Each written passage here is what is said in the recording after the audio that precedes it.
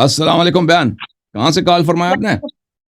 وعلیکم السلام، میں فاطمہ رضوی فرام پاکستان کراچی۔ جی السلام علیکم سسٹر، خیریت سے ہیں انشاءاللہ؟ آپ ٹھیک ہیں؟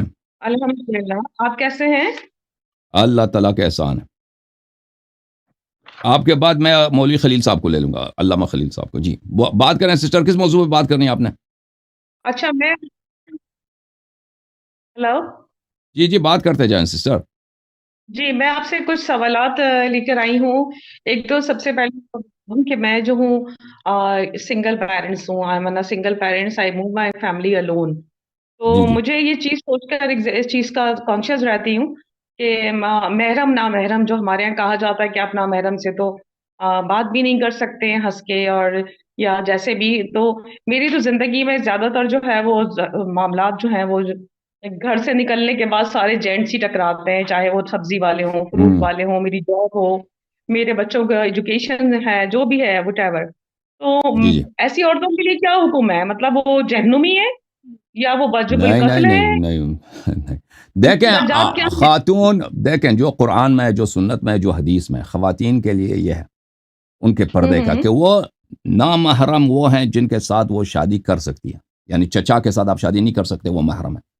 بھتیجا آپ کا محرم ہے۔ جن لوگوں کے ساتھ شادی ہو سکتی ہے وہ نامحرم ہے۔ جن کے ساتھ شادی آپ کا ناممکن ہے، مثلا آپ کا بیٹا ہے، آپ کے والد صاحب ہیں، ماموں صاحب ہیں، جن سے شادی نہیں ہو سکتی، یہ محرم ہے۔ جو لوگ نامحرم ہیں ان سے آپ نے بال چھپانے، چہرہ چھپانا واجب نہیں ہے۔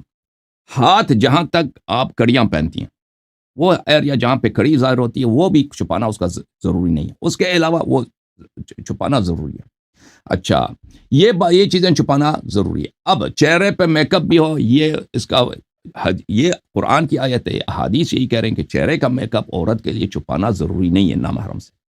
اس کے علاوہ کپڑے اگر خوبصورت کوئی عورت پہنا چاہے، جب کپڑے میں جتنا بھی وہ خوبصورت کپڑا، مثلا رنگیلا کپڑا، اس میں کوئی حرج نہیں، بشرطے وہ کہ ایسا کپڑا نہ پہنے جو عرف میں وہ بے حیائی کہلاتا ہو۔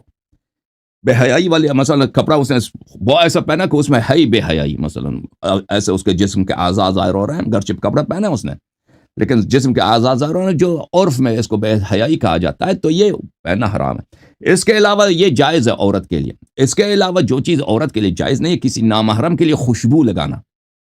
نامحرم کے لیے آپ خوشبو نہیں لگا سکتے۔ اب یہ باتیں پردے کی ہوگی۔ اب جہاں تک بات کرنے کا تعلق ہے، آپ کسی بھی شخص سے بات کر سکتی ہیں، چاہے وہ ہندو ہے، مسلمان ہے۔ آپ اگر کوئی شخص باہر جاتی ہے، سودا لینے جاتی ہے، یا کوئی اسکول میں کام کرتی ہے، یا جہاں جاب کرتی ہے، وہاں پہ بات کرنا پڑتا ہے، یہ حرام نہیں ہے کسی سے لیکن بہرحال دیکھیں، مرد کے لیے بھی حیا واجب ہے۔ حیا ایک ایسا باؤنڈری ہے کہ اس کا تعین انسان کا ضمیر، انسان کا وجدان آپ کے کانشنس کرے گی، ٹھیک ہے نا؟ مرد کو بھی بحیا رہنا ہے، عورت کو بھی بحیا رہنا ہے۔ جہاں بھی انسان کام کرتا ہے یا کرتی ہے، یا وہ پارک چلی جاتی ہے، یا سبزی لینے جاتی ہے، یا گوشت لینے جاتی ہے، یا بس میں سفر کر رہی ہوتی ہے، تو بہرحال ہر حالت میں یہ پردے کے ساتھ ساتھ اس ہر شخص کے گفتگو میں، ہر شخص کے تخاطب میں، چاہے وہ مرد ہے چاہے عورت ہے، اس میں حیا کا اس نے لحاظ رکھنا ہوتا ہے۔ تو یہ چیزیں واجب ضروری ہیں، ٹھیک ہے نا؟ ہاں میری بہن۔ میرا دوسرا سوال آپ سے یہ ہے کہ حضرت امام حسین علیہ السلام اور ہمارے مولا مشکل شاہ دو جہاں حضرت علیہ السلام کیونکہ شہید ہیں، تو شہید کو ظاہر سی بات ہے جو شہید ہیں وہ دنیا میں موجود نہیں ہے، لیکن قرآن کی آیتوں کے حساب سے وہ زندہ ہیں اور وہ رزق پا رہے ہیں۔ لیکن تو کیا ان سے دعائیں مانگنا اور ان کے جو ہے واسطے وسیلے سے دعا مانگنا یہ جائز ہے، یا اللہ کے ساتھ شرک اس کو کانسیپٹ کیا جائے گا کہ تو تو نہیں آتا یہ سب کچھ؟ جی آپ کی خدمت میں عرض کروں کہ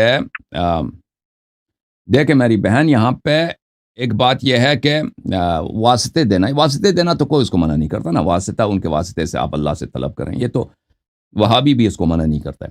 لیکن خود اہل بیت علیہ السلام سے طلب کرنا، یہ کسی نہ شیعہ کے پاس کوئی حدیث ہے، نہ قرآن میں کوئی آیت ہے کہ یہ حرام ہے یا شرک ہے۔ تو جو لوگ اس کو شرک قرار دیتے ہیں، یہ خلیل احمد صاحب سے ہماری گفتگو ہو چکی ہے ایک دو دفعہ، ان کے علماء نے کہا کہ یہ نہ کوئی آیت ہے، نہ کوئی کچھ بھی نہیں ہے، قرآن کے صرف غلط ترجمہ ہے کہ اللہ کے سوا کسی کو پکارو گے تو شرک ہے۔ تو یہ غلط ترجمہ ہے۔ قرآن کی آیت یہ ہے، قرآن کے اللہ کے علاوہ کسی اور کی عبادت کرو گے تو شرک ہے، ٹھیک ہے نا؟ تو لذا یہ اس کو سمجھنے کی ضرورت ہے. دوسری بات یہ ہے میری بہن کہ ہمارے اہل بیت علیہ السلام کے احادیث روایات زیارات میں یہ بات بہت کثرت سے آپ کو ملتا ہے کہ آپ نے اہل بیت علیہم السلام سے آپ نے کیا کرنا ہے؟ ان سے اپنے حاجات طلب کرنا. یہ مستحب ہے. حاجات چاہے وہ دنیا سے چلے گئے ہوں ان سے اپنی حاجت طلب کرنا یہ اچھی بات ہے کہ یہ اہل بیت علیہ السلام کے متعدد روایات میں زیارات کے آداب میں یہ مذکور ہے. بہرحال تھینک یو میرے سسٹر. اب آپ کے سوالات کا بڑا شکریہ. اب آپ مجھے اجازت دے